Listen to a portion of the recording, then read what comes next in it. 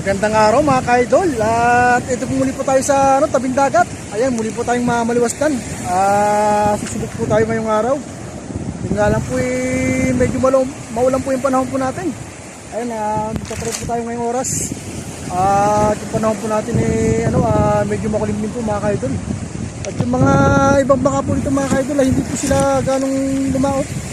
Ayan, ito nga lang po yung mga baka po dito sa ngayon. Medyo malakas po kasi yung dagat po ngayon.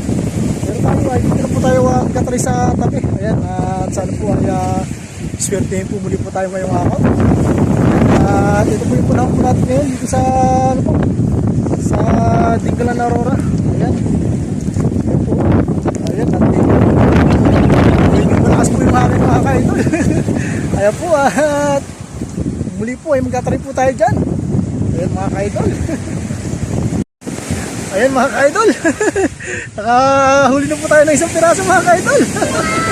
Ayan po, medyo maliit na po itong nahuli po natin. Pero ayos na po yan mga ka-idol. Hindi po ba? Ay importante po ay may huli po tayo.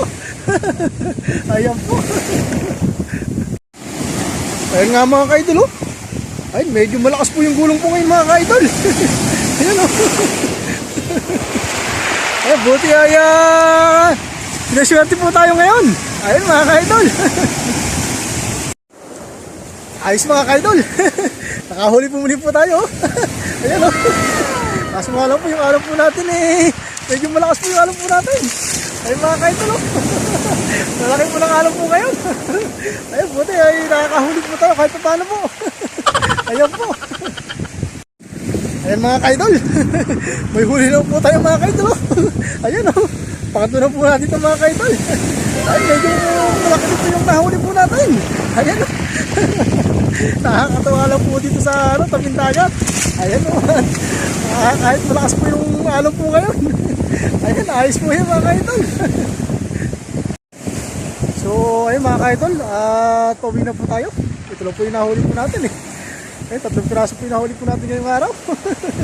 At medyo malakas po kasi yung alon po ngayon. Ayan po. Inabot na po tayo ng hapon mga ka-idol. Ayan po yung alon. Alalaki po kasi ng alon mga ka-idol Kaya ayan, malilitan po yung nadali po natin. Pero okay na po yan. Kahit paano po ay meron po tayong mauulam po sa araw po nito. Ayun mga ka-idol. Siyempre po ay lagi po tayo mag-ingat mga ka-idol. At God bless po sa ating lahat. Ayan po.